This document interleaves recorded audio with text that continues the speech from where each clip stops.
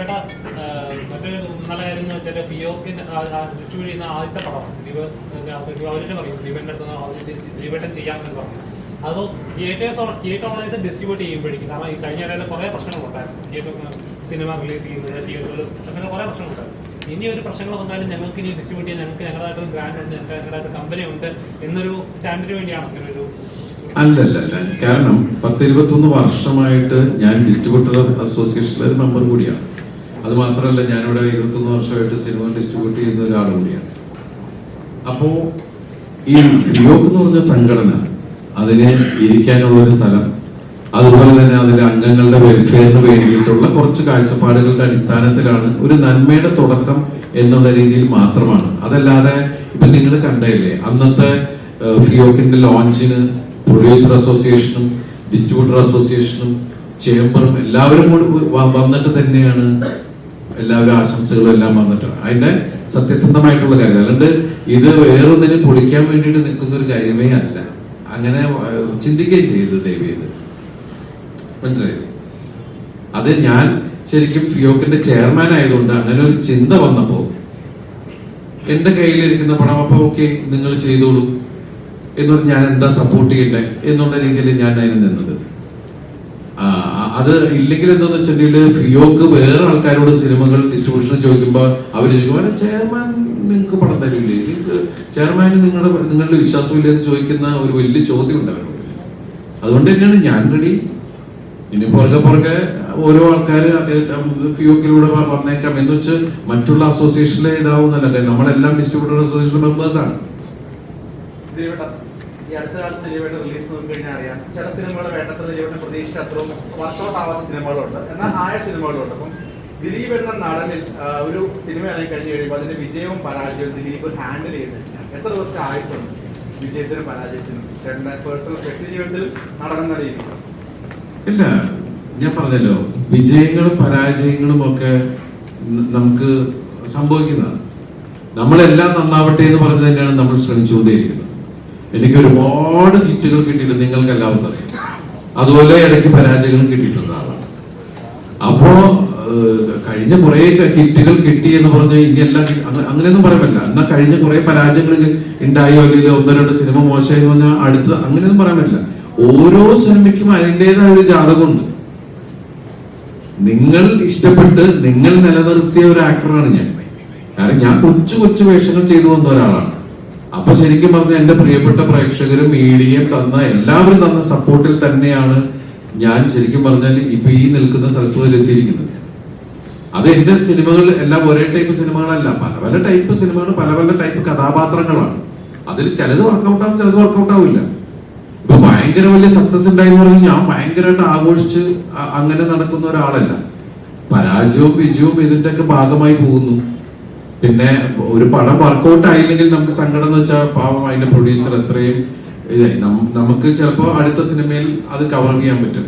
പക്ഷെ ഒരു പ്രൊഡക്റ്റ് വരുമ്പോൾ ആ പ്രൊഡക്റ്റ് ഫെയിലിയർ ആയി കഴിഞ്ഞിട്ടുണ്ടെങ്കിൽ അതിന്റെ നഷ്ടം പ്രൊഡ്യൂസേഴ്സിന്. പിന്നെ നമുക്ക് എപ്പോഴെങ്കിലും അടുത്ത സിനിമ ചെയ്ത് കൊടുക്കുക എന്നുള്ളത് മാത്രമേ നമുക്ക് ചെയ്യാൻ പറ്റുള്ളൂ. നമ്മളെല്ലാവരും ഏത് സിനിമ ചെയ്യുന്ന ഒരാളും ഈ സിനിമ നന്നാവണം എന്നുള്ള പ്രാർത്ഥനയോടുകൂടി ഞാൻ ചെയ്യുന്നു. അപ്പൊ നമുക്ക് ഇതിന്റെ ഫെയ്റ്റും നമുക്ക് അറിഞ്ഞൂടാ.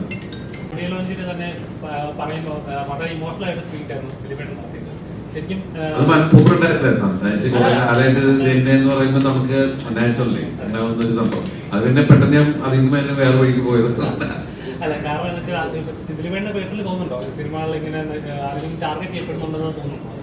ടാർഗറ്റ് ചെയ്യുന്നത് ഇന്ന് ഇന്നലെ തുടങ്ങിയതല്ലല്ലോ എന്നെ. ശരിക്കും പറഞ്ഞാൽ എത്രയോ വർഷങ്ങൾക്ക് മുമ്പ് തുടങ്ങി. അല്ല, ഞാൻ നിങ്ങൾ കാണുന്നതല്ലേ, എന്റെ ഓരോ സിനിമ വരുന്നതിന് മുമ്പ് ഓരോ ഐറ്റങ്ങൾ ഉണ്ടായിക്കൊണ്ടേയിരിക്കും. ഇത് നിങ്ങൾ ഇന്ന് ഇന്നലെ എല്ലാവരും കാണുന്നത്. ഇതിപ്പോ കുറെ വർഷങ്ങൾക്ക് മുമ്പേ തുടങ്ങിയിട്ടുള്ളതാണ്. അതൊന്നും ഏക്കാതെ ആയപ്പോ വേറെ രീതിയിലൊക്കെ ആയി. അപ്പൊ നമുക്ക് എന്ത് ചെയ്യാൻ പറ്റും? ഇത് നമ്മൾ ഫേസ് ചെയ്യാം. നമ്മള് സിനിമയാണ് എന്റെ ലോകം, സിനിമയെ കുറിച്ച് മാത്രമേ നമ്മൾ ചിന്തിച്ചുകൊണ്ട് പോകുന്നേ ഉള്ളൂ. അപ്പൊ ഇതിന്റെ ബാക്ക്ഗ്രൗണ്ടിൽ നടക്കുന്ന കളികൾ നമ്മൾ ശ്രദ്ധിച്ചില്ല എന്നുള്ളതാണ്. അപ്പൊ നമുക്ക് എന്ത് ചെയ്യാൻ പറ്റും? നമ്മളിപ്പോ കുറെ ഒരു ഫൈറ്റിൽ നിൽക്കുകയാണ്, അത് അതിന്റെ വഴിക്ക് പോവാ അല്ലാണ്ട് അല്ലേ? ഞാൻ ആരാണെന്നോ? ഞാൻ ആരാണെന്ന് അന്വേഷിച്ചാൽ എനിക്കത് പറയാനുള്ള അവസ്ഥയില്ലല്ലോ. കാരണം എനിക്ക് ഒന്നിനെ കുറിച്ചും ഒന്നും സംസാരിക്കാൻ പാടില്ല. അതാണ് അങ്ങനെ എന്റെ വിഷയം എന്ന് പറഞ്ഞത്. ഒരു ആരോപണം എടുത്തിട്ടിട്ട് പിന്നെ എന്നെ കാണുന്നവന്മാര് മുഴുവൻ അവിടെ ഇവിടെ നിന്ന് അടിക്കുക, വായി തോന്നുന്ന പറയാന്ന് പറയുമ്പോഴും എനിക്കൊന്നും പറയാൻ പറ്റുന്നില്ല. തിരിച്ച് എനിക്ക് പറയാൻ പാടില്ല. കാത്തിരിക്കാം, നമുക്ക് പ്രാർത്ഥിക്കാം.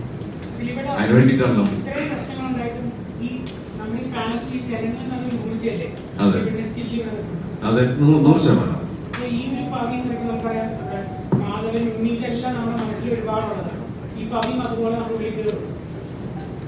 അത് കേറുന്നാണ് എന്റെ വിശ്വാസം. കാരണം പവിയെ നിങ്ങൾക്ക് നേരിട്ട് അറിയാം.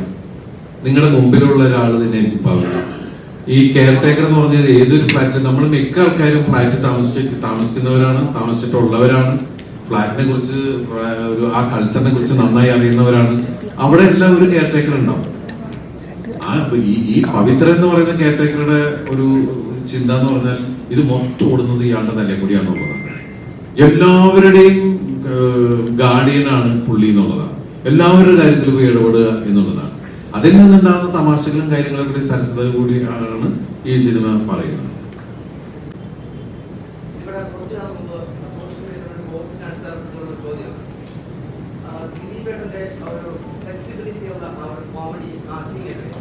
എവിടെയോ മിസ്സായി ഒരു ഏറ്റുകെട്ടലാണ് ഇപ്പോൾ അഭിനയത്തിൽ എന്നുള്ള ഒരാളുടെ പോസ്റ്റാണ്. അത് കാരണം താങ്കളുടെ റിയൽ ലൈഫിലുള്ള ഇൻസിഡന്റ് ആണ്. ആക്ഷൻ താങ്കൾ ഒരിക്കൽ വന്നിട്ടില്ലേ, സിനിമ അഭിനയത്തിൽ ബാധിക്കുന്നുണ്ടോ എന്ന തരത്തിലുള്ള ഒരാളുടെ പോസ്റ്റ് ഉണ്ടായിരുന്നു. ആരാ പോസ്റ്റിന്റെ അതെന്താ പറയാ?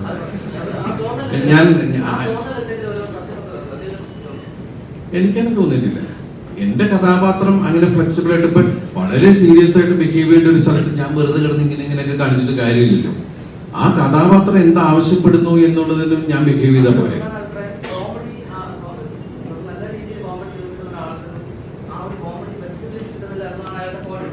അതാ ചോദിച്ചാ അയാൾ ആരാണ്? അതെന്താ പറയാൻ പറ്റത്തെ? അതെന്താ അത്? അതെ, അവിടെ ഇവിടെയൊക്കെ നടക്കുന്ന കാര്യത്തിൽ ഞാൻ എന്തിനു ഉത്തരം പറയണം? എനിക്ക് അറിയാൻ പാടില്ലാത്ത ആരോ ഒരാൾ എവിടെ നിന്ന് എന്തോ പറഞ്ഞു എന്ന് പറഞ്ഞ് ഇതിന് മുഴുവൻ ഉത്തരം പറയാൻ പോയി. കാരണം എനിക്ക് ഒരുപാട് ജോലിയുണ്ട്. ഇല്ല, എനിക്ക് ഞാൻ പറയുന്നത് ഞാൻ ഏത് കഥാപാത്രം ചെയ്യുമ്പോഴും ആ കഥാപാത്രം എന്ത് ചെയ്യുന്നു എന്നുള്ള രീതിയിലാണ്. ഇപ്പൊ നിങ്ങള് ഈ പവി കെയർ ടേക്കർ കാണുമ്പോ ഇയാൾ എങ്ങനെയാണെന്ന് പറഞ്ഞാൽ അയാളുടെ ഇതിൽ പോകും. ഇപ്പൊ നിങ്ങളുടെ മുമ്പിൽ ശരിക്കും പറഞ്ഞു ഞാൻ അടുത്ത കാലത്ത് അങ്ങനെ ഒരു ആടിത്തിമിർക്കുന്ന തമാശകൾ എനിക്ക് വന്നില്ല. എല്ലാത്തിനും ലിമിറ്റേഷൻ ഉണ്ടായിരുന്നു.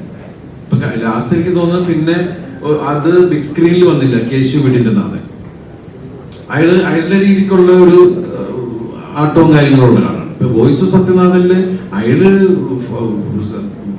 ഈ ഫേസ് ചെയ്യുന്നത് പ്രസിഡന്റുമായുള്ള പ്രശ്നത്തിലാണ്. അപ്പൊ അതിന് ലിമിറ്റേഷൻ ഉണ്ട്. നമുക്ക് കൂടുതൽ അതൊരു കോമാളിത്തത്തിലേക്ക് പോകാൻ പറ്റാത്തൊരു അവസ്ഥകളുണ്ട്. ഇപ്പൊ ഈ ഫ്ലെക്സിബിൾ ആവുക എന്ന് പറയുന്ന ഒരു വിഷയമുണ്ടല്ലോ. ചില ക്യാരക്ടേഴ്സിന് നമ്മൾ ഒരുപാട് ഫ്ലെക്സിബിൾ ആവാൻ പറ്റില്ല. അയാളുടെ രീതികളുണ്ട്. അപ്പൊ ക്യാരക്ടറിനെ ബേസ് ചെയ്തേ ഞാൻ പോയിട്ടുള്ളൂ. എനിക്ക് പല പ്രശ്നങ്ങളും ഇപ്പൊ എന്റെ പ്രശ്നങ്ങൾ ഇന്നലെ തുടങ്ങിയൊന്നുമില്ല. ഞാൻ ഈ പൊട്ടിച്ചെൽപ്പിക്കുന്ന പടങ്ങൾ ചെയ്യുന്നതിനൊക്കെ എത്രയോ വർഷം മുമ്പ് എനിക്ക് പ്രശ്നമുണ്ട്. ഞാൻ സിനിമയിൽ വരുന്ന കാലം തുടങ്ങി ഞാൻ ഒറ്റ മുറിയുള്ള ഒരു വീട്ടിൽ നിന്ന് വന്ന ഒരാളാണ്. അന്ന് എനിക്ക് പ്രശ്നമുണ്ട്. അന്ന് ഞാൻ തമാശ ചെയ്യുന്നില്ല. എന്റെ ജോലിയിൽ ഞാൻ ആ കഥാപാത്രം എന്താ ആവശ്യപ്പെടുന്നു എന്നുള്ളത് മാത്രമേ ഞാൻ ചെയ്യുന്നുള്ളൂ. ഈ സിനിമ നിങ്ങൾ കാണും, എന്നിട്ട് അയാളോട് ചോദിക്കും ഇപ്പൊ ഇയാൾ ശരിയായോ എന്ന് ചോദിക്കും.